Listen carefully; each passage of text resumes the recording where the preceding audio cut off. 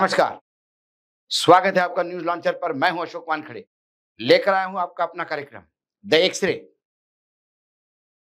दिल्ली विधानसभा का विशेष सत्र बुलाया गया। अब अरविंद केजरीवाल पूर्व मुख्यमंत्री हैं, लेकिन विधायक तो है। तो वो उस विधानसभा के इस विशेष सत्र पे बीजेपी पे खूब बरसे और खासकर मोदी उनका टारगेट था। तो एक उन्होंने फिर वाक्य दोहराया कि अब 75 साल हो रहे हैं और मोदी जाएंगे। जब इस खबर से मैंने एक्सरे मशीन के नीचे देखा तो मुझे बहुत सारी चीजें जो हो रही है वर्तमान में वो कहीं ना कहीं दिखाई दे रही है। अरविंद केजरीवाल जी ने यह दावा किया कि आरएसएस के एक बड़े नेता से उनकी बातचीत हुई, मुलाकात हुई। उसमें उस नेता ने कहा कि हमने मोदी जी को कह दिया है कि आपके 75 साल पूरे हो रहे हैं, आप अब रिटायरमेंट हो जाइए। लेकिन मोदी जी मानने को तैयार नहीं। यह ऐसा कैसा हो सकता है जब बाकी लोगों के लिए 75 साल का एक बैरोमीटर आपने रखा है, फिर उसमें सुमित्रा जी महाजन हो, अडवाणी जी हो, जोशी जी हो, सिन्हा जी हो, येदुरप्पा हो, ऐसे कई नेता हैं जिन्हें राज्यपाल बना के भेजा गया, मंत्रिमंडल से निकाल के दूसरी जगह भेजा गया क्योंकि उनकी उम्र सीमा 75 हो रही है।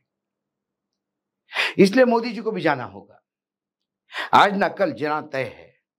ये अरविंद केजरीवाल दावा कर रहे हैं और वो इस बात का भी दावा कर रहे हैं कि संघ के एक नेता से उनकी बातचीत हुई।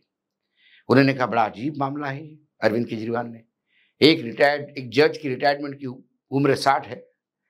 60 होने के बाद भी वो कहता है कि नहीं, जबरदस्ती मैं 65 साल का होने तक रहूंगा। तो इसमें क्या लॉजिक है? उन्होंने कहा कि मुझे उस संघ के नेता ने यह भी कहा, पदाधिकारी ने, कि भाई मोदी जी का तो कोई परिवार भी नहीं, कौन से लालच के चक्कर में 75 पार भी वो प्रधानमंत्री बनने रहना चाहते हैं। सवाल ये है। अब मैं एक तरह से जब इसको देखा तो मुझे बहुत सारी चीजें आ गई। फिर मुझे केरल की वो प्रतिनिधि सभा, जहां संघ ने सभी संगठनों को इकट्ठा बुलाया था, वहां भाजपा ने बहुत जाके अपनी पोजीशन बताने का प्रयास किया। जितनी लताड़ पड़ी भाजपा को केरल में, शायद इसके पहले कभी नहीं पड़ी होगी। संघ ने भी कहा कि 75 साल हो रहे, तो उन्होंने कहा कि साहब ऐसा कोई संविधान नहीं। बार बार अमित शाह भी कहते हैं कि बीजेपी के संविधान में ऐसा 75 वाला कोई क्लॉज नहीं।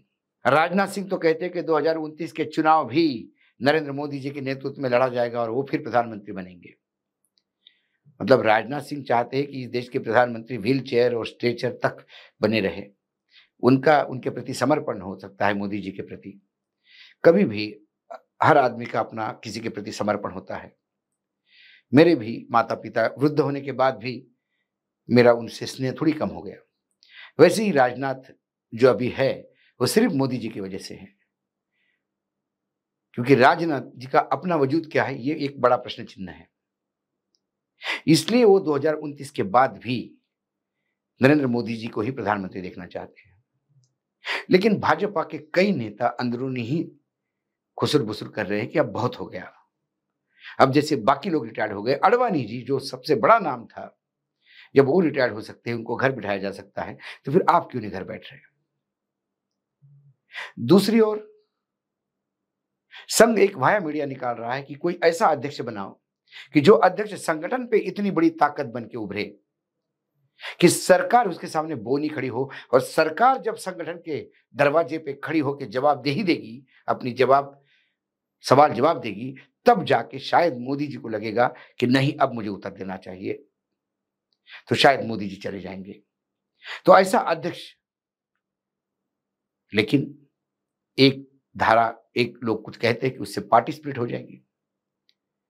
लेकिन संघ के कई लोगों का मानना है कि संघ के जितने भी सांसद हैं जो संघ से निकले हैं, वो कभी भी संघ की लाइन नहीं तोड़ेंगे। तो पार्टी स्प्लिट होने की जरूरत नहीं है। जो पार्टी से बाहर से आए, हो सकता है उनमें से कुछ ब्यूरोक्रेट्स वगैरह जिनको बनाया राज्यसभा में, हो सकता है कि वो मोदी जी के साथ जाए। लेकिन अक्सर हमने देखा कि ऐसी सत्ता परिवर्तन में लोग देखते हैं कि घी किधर ज्यादा है, किस थाली में, उस थाली पे जाके बैठ जाते हैं। तो कई बड़े लोगों ने कहा कि ये मोदी लॉबी की तरफ से ही एक पार्टी स्प्लिट होगी करके बढ़ाया जा रहा है। कुछ लोग राजनाथ सिंह का नाम आगे बढ़ाने का प्रयास कर रहे हैं कि राजनाथ सिंह अच्छे अध्यक्ष हो सकते हैं। लेकिन राजनाथ सिंह 2 बार अध्यक्ष बन चुके हैं। इस पार्टी के संविधान में 2 बार अध्यक्ष बनने का प्रोविज़न है, तीसरी बार नहीं। उसके लिए फिर अमेंडमेंट लाने पड़ेंगे। ऐसी कई चीज़ें हैं, जब मैं एक सिरे से देखता हूँ इनके वक्तव्य के बाद तो वो आता है। मोदी जी की के जो नज़दीकी लोग हैं, जो मोदी जी के वहाँ से जो चर्चा आती है, कुछ लोग हमारे भी संबंध में हैं। ऐसा नहीं कि यदि हम सरकार पे सवाल पूछते हैं तो सभी के दुश्मन हो जाते हैं। कई बार उस सवालों में इतना दम होता है कि कई बार भाजपा के कई नेताओं की पीड़ा भी हमारे सवालों से उभरती है।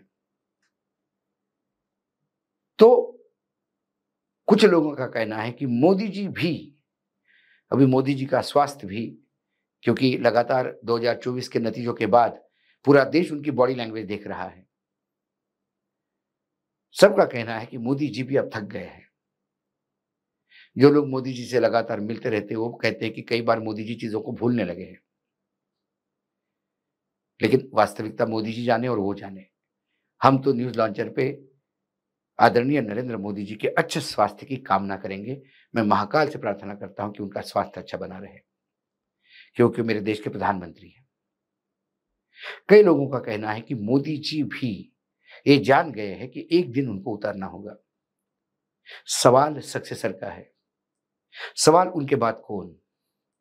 क्योंकि मोदी जी को ये डर है, 10 साल 2013 के बाद से अब तक जिस हिसाब से उन्होंने सरकार अपनी मन की बात से चलाई, जिस हिसाब से आयरन ग्रिप से चलाई, उससे संगठन से लेके पूरे पार्टी में कई दुखी लोग बैठे हैं।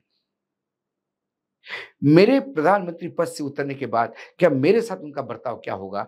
ये एक बड़ा सवाल मोदी जी के भी मन में है। हालांकि संघ की तरफ से ये बार-बार उन्हें बताया जा रहा है कि आपका सम्मान बनाए रखा जाएगा। लेकिन मोदी जी को ये भी देखता है कि उन्होंने आडवाणी के साथ क्या किया। कल मेरे साथ ऐसा होगा तो फिर मैं क्या करूँगा? लेकिन आडवाणी जी को आज भी लोग सम्मान करते हैं। उन्हें बंगला दे के रखा है, उन्हें इज़्ज़त दे के रखी है। हाँ, आडवाणी जी का मन मार के उन्हें रिटायर किया गया। मोदी जी को एक ऑप्शन है कि वो स्वयं रिटायर्ड हो जाए। लेकिन अब इस आपाधापी में कुछ लोग कहते हैं कि भई अमित शाह से वो खुद डरने लगे हैं। अमित शाह उनके हाथ से बाहर चले गए हैं। और ये बात तब होने लगी जब आनंदीबेन की बेटी अनार के घर इनकम टैक्स की रेड हुई और आनंदीबेन जो नरेंद्र मोदी जी के किचन कैबिनेट की मेंबर थी, इतनी शक्तिशाली होते हुए भी यदि उनके घर इनकम टैक्स की रेड होती है, तो कौन करवा रहा होगा? मोदी जी असहाय होके वो देखते रहे। इसका मतलब चीज़ें मोदी जी के हाथ से निकल गई हैं। कई ब्यूरोक्रेट जो मोदी जी के साथ काम कर चुके हैं, वो भी बताते हैं कि मोदी जी के लिए सवाल रिटायरमेंट का नहीं है। लालच नहीं हो तो रिटायर्ड हो जाएँगे, लेकिन उसके बाद कौन आएगा इसकी चिंता उनको सता रही है। ऐसे लोग आ जाएँ, ऐसा व्यक्ति आ जाए जो उन्हें भी सँभाल ले, उनके आत्मसम्मान को बनाए रखे। कुल मिला के अरविंद केजरीवाल का बार-बार 75 इस आंकड़े पे घूमना, बार-बार संघ के साथ उनकी बातचीत हुई, ये कहना, क्योंकि हमने पिछला एक प्रोग्राम किया था ऐसा ही, मिड डे मुद्दा में हमने कहा था कि संघ और अरविंद केजरीवाल क्या नज़दीक आ रहे हैं। तब कई लोगों को लगा कि हम अतिशयोक्ति कर रहे हैं, लेकिन तब भी हमने कहा था कि अरविंद केजरीवाल के इनिशियल डेज़ में संघ का बहुत बड़ा साथ रहा है। अरविंद केजरीवाल के उत्थान में संघ का बहुत बड़ा योगदान रहा है। तो ये पुराने संबंध आज भी हैं। तो कहीं संघ तो अरविंद केजरीवाल के मुँह से नहीं बुलवा रहा है। या अरविंद केजरीवाल बार-बार संघ को जो 5 सवाल पूछे, वो भी वही हैं जो संघ चालक बार-बार कहते आ रहे हैं। उन्हीं के सामने आईना लेके खड़े तो नहीं अरविंद केजरीवाल। तो एक सिरे से देखता हूँ तो मुझे कई एंगल से दिखाई देता है। इसलिए आने वाला 4 राज्यों का चुनाव बहुत क्रूशियल है। ये 4 राज्य यदि बीजेपी हारती है, तो फिर नरेंद्र मोदी जी और कमज़ोर हो जाएँगे और संघ और चढ़ के बैठेगा। ऐसे में यदि ऐसा अध्यक्ष आता है, जो मोदी जी को लाइन में खड़ा कर देगा, तो फिर मोदी जी के पास इस्तीफे के सिवा कोई चारा नहीं होगा। आज एक सिर में इतना ही। कल फिर आता हूं किसी विषय के साथ। तब तक के लिए नमस्कार। देखते रहिएगा न्यूज लॉन्चर।